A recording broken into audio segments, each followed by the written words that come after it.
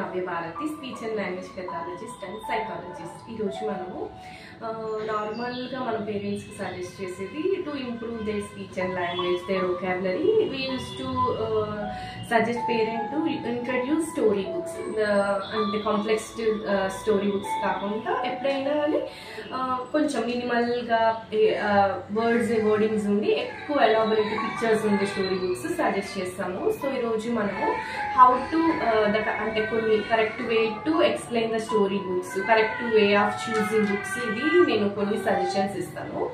So the first point is the same one. We should choose the story book which has less letters and more pictures.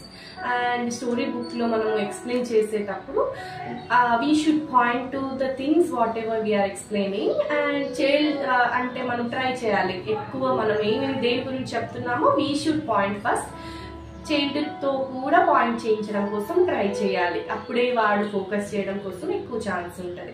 And అందులో మనం ఏమి explain చేయొచ్చు అంటే ఆ pictures, వాళ్ళ feelings, వాళ్ళ emotions explain చేయాలంటే how, for example if you take the picture of the boys, అంటే ఒక బెలూన్ పట్టుకొని ఒక పార్క్లో వెళ్తున్న పిక్చర్ ఉంది అనుకున్నాము. సో అప్పుడు మనం ఏమేమి ఎక్స్ప్లెయిన్ చేయొచ్చు అందులో, ద బాయ్స్ ఎక్స్ప్రెషన్, వాడి చేతిలో ఉండే థింగ్స్, వాడి చుట్టూ ఉండే ఎన్వైరన్మెంట్, వాడి చుట్టూ ఇంకా ఎవరు ఉన్నారు అనేది ఎక్స్ప్లెయిన్ చేయొచ్చు. అది ఏ టైం, మార్నింగా ఈవినింగా, అలాగా దాంట్లో నుండి ఒకే పిక్చర్లో మల్టిపుల్ యాంగిల్స్లో మల్టిపుల్ థింగ్స్ని మనము ఇన్పుట్ చేయొచ్చు. ఒక్క పిక్చర్లో like okay boy playing with balloon ఇలా కాకుండా వాడితో కనెక్ట్ చేయడం కోసం కూడా ట్రై చేయాలి. అంటే ఆ బాయ్ చూడు హ్యాపీ ఉన్నాడు, ఇది నువ్వు బెలూన్ చేసావనుకో, నువ్వు బెలూన్తో ప్లే చేస్తే నువ్వు కూడా హ్యాపీ ఉంటావు కదా, అంటే relating the things with the kid.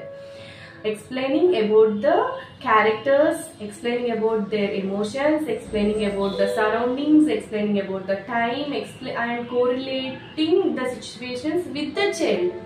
So ఇంత ఎలాబొరేటివ్గా మనం చెప్పినప్పుడు మనం ఒక 100% చెప్తే వాళ్ళకు అట్లీస్ట్ ఒక 20% అయినా సరే వాళ్ళు అర్థం చేసుకోవడం కోసము ఛాన్స్ ఉంటుంది. బట్ ఇంకొకటి గుర్తుపెట్టుకోవాల్సిన పాయింట్ ఏంటి అంటే వీ షుడ్ నాట్ ఫోర్స్, అంటే బలవంతంగా మనం ఏం నేర్పించలేము. వాడికి ఆ స్టోరీ ఇంట్రెస్ట్ లేదంటే we have to move on to the next one. అంటే నేను సజెస్ట్ చేసేది ఒక 2-3 బుక్స్ తీసుకొని మీకు ఏం స్టోరీ కావాలి అని ask the child to choose. దాని తర్వాత అది తీసుకొని వాళ్ళకి ఎక్స్ప్లెయిన్ చేయడం వల్ల వాళ్ళు ఎక్కువ నేర్చుకోవడానికి ఛాన్స్ ఉంటుంది. Thank you.